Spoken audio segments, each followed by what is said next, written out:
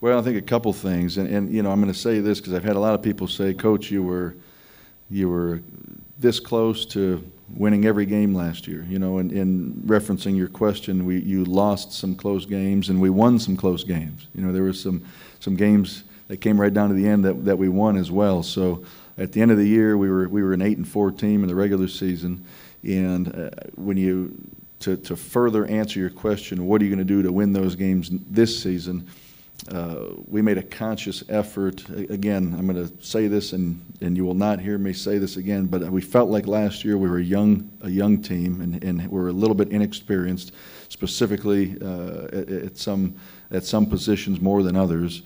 And we made a conscious effort in the off season, going into spring practice, to really focus on situations, because at the end of a 60-minute game on the scoreboard, which is really 3.5 hours if you're sitting in the stands, at the end of a 3.5-hour football game, while there's so many different plays going back and forth, the little situations that sometimes I think people don't pay that close of attention to can win you the game or cost you the game. And that could be something as simple as not getting the proper depth on when you know it's 3rd down and 7 and you run a 5-yard route and we're not getting the first and we're forced to punt rather than we should have got the first down and continued that drive. Just little things that come up. We had a game early on. We ended up winning pretty good, but right before halftime we're in field goal range. We got a chance on 3rd down. If we throw an incomplete pass, worst case, we're going to kick a field goal, and we get called for intentional grounding, and they back us up, and we're out of field goal range. So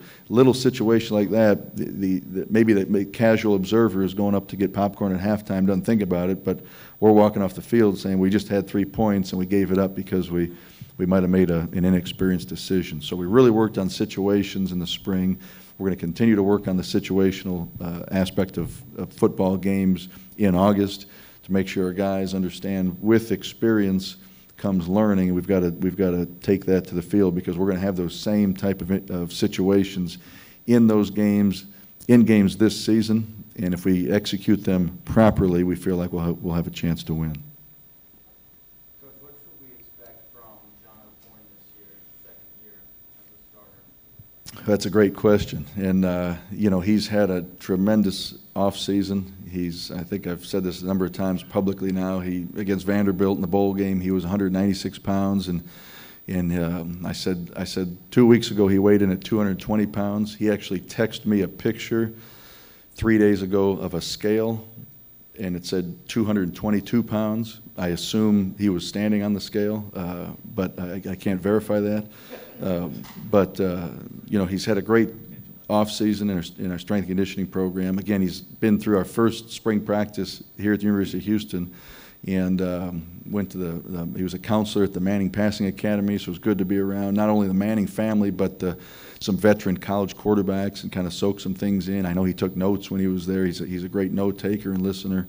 So it's going to be fun to see him. And someone asked me the other day, as you kind of phrased it, from year 1 to year 2, and someone actually asked me about a sophomore jinx, and you know, this is in his life, this is year 3. Again, being that he only started his senior year of high school, last year was year 2. This is year 3 in his life, and certainly again year 2 in our program. But I think his ceiling is very, very high. I think he's got a lot of room to grow and develop.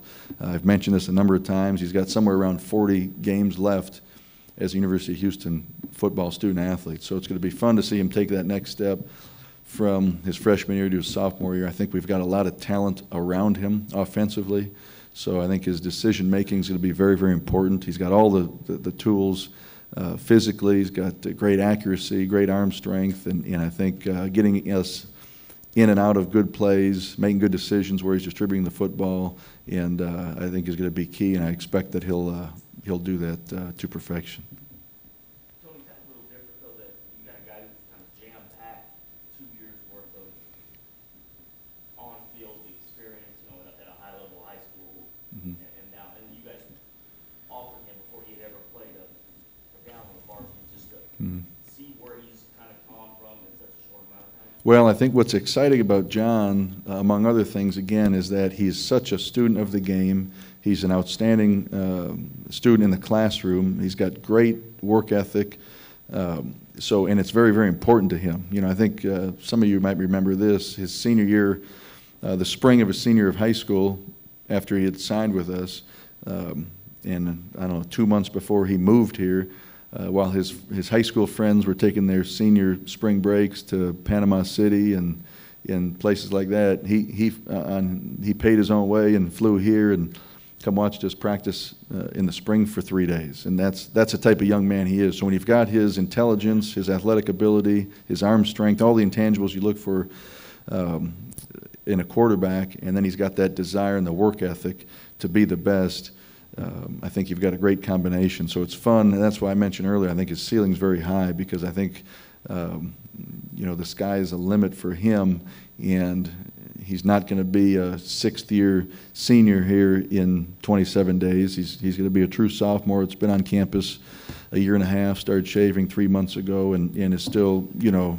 but the fun thing as a coach is, again, a year ago, and I know I've referenced this, we didn't give him the entire playbook as a true freshman who was the backup entering game 1 and game 2, and then thrown into the fire as a starter game 3. So now we're able to give him our entire playbook, and he's certainly, I feel like he's had a great summer.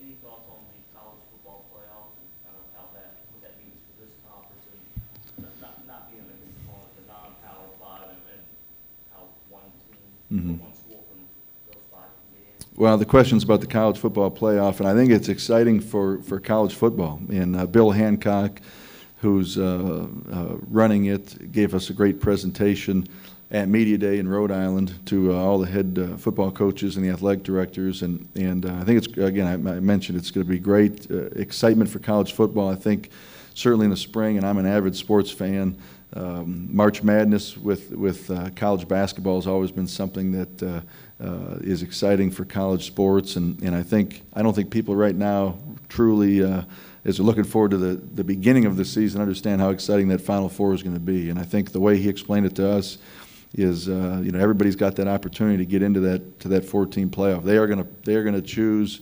His words were, and I think it's outstanding, the best. Their committee's going to choose the best 4 teams, in their opinion, in college football. And again, I think when you look at the bowl experience and the excitement that surrounds the traditional bowl games, I think that's something that fans and certainly programs want to see continue and are going to. And I think making it 4 teams right now, so that you're not extending the college football season and having student athletes play what would look like an NFL schedule, I think is good for college football. So it's going to be exciting, and again, it'll be fun to see how the first year of this playoff system plays itself out. What's it like trying to replace Matt Hogan and Richie Leone, who were pretty solid special teams guys for what counts as a long time in college football? Well, you don't. You know, you replace that position. I don't think you ever replace the student athlete. You know, we've got guys. There's every year we're going to have young men in our program that are certainly seniors, and they graduate and they move on, and we've got young men that have been, if you will, waiting behind them, working their rear ends off in anticipation of having that opportunity. So we've got some talented young men that have been in our program. And you know, last year at our kicking position, specifically for field goals, in terms of Matt Hogan leaving our program, Richie Leone started the season kicking field goals, and then Kyle Bullard came in midway through and made all of his field goals and extra points, and will be a junior this year. Had a great spring. Ty Cummings is another young man that was a true freshman last year. Played very, very limited for us. Handled a couple of kickoffs. And I think I said this a few months ago, but regardless of position, everyone in our program, Ty Cummings had as good a spring as anyone did. So really excited about seeing him go from his true freshman year to now his true sophomore year. And now we've got a couple punters in our program that'll look to compete to be our starting punter. Logan Piper, he's played some baseball here at the University of Houston as a pitcher. He's been in our program as a walk-on for the last few years. He'll be a junior. He's from Hightower High School down Missouri City. And then Dylan Seibert, who transferred last year, almost at this time as well, and transferred from the University of Oklahoma, and was immediately eligible as a sophomore last year, was our starting holder So he played last year in 13 games for us, and then he'll compete for the punting position as well as a junior. So we've got some young men that are very, very talented. I think we certainly know more about them as we do some other positions of men that haven't played for us in games than anyone outside our program, but I think we'll be just fine at those positions.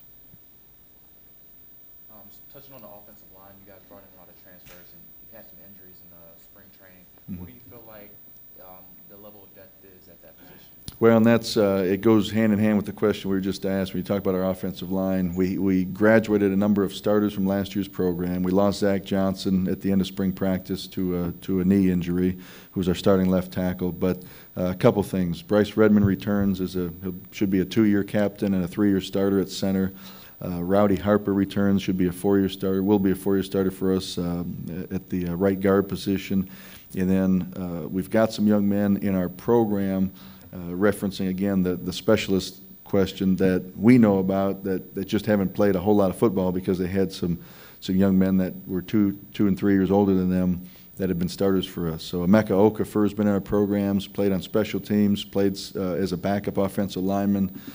Alex Cooper, another young man, has been in our program. Same thing, played on a number of special teams, had an outstanding spring as well. Mac Long from Edna, down 59 South, if you don't know where Edna is, has been in our program. Same thing, he'll be a redshirt sophomore. Damian Paris was a junior college transfer a year and a half ago, had an outstanding spring. He'll have 2 years left. So we've got some young men that we know about that we're very, very confident in. And then we've got the transfers, as you mentioned, Ben Dew, who was not an April Fool's joke, transferred from Hawaii, immediately eligible, graduated from Hawaii in 3 years, and will be a junior, and was a starter for Hawaii. Travis Cross, that graduated the other day from Oklahoma State, just arrived here on campus, which was great news. And he'll be in our law school program, and he'll be a junior, graduated from Oklahoma State in 3 years. And then Kyle Mars, a transfer from Oklahoma. We've sent in a waiver right now to the NCAA to see if they will grant him to be immediately eligible. We should hear that here in the next, I would anticipate, 10 days to 2 weeks, and he will be a sophomore. So we've got some depth, we've got some quality student athletes in our offensive line, and I think that'll be a strength for us offensively.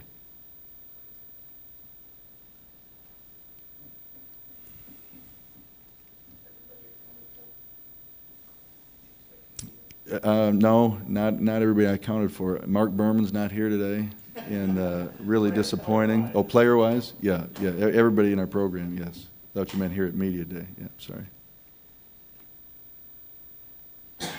Bless you. All right, thank you very much.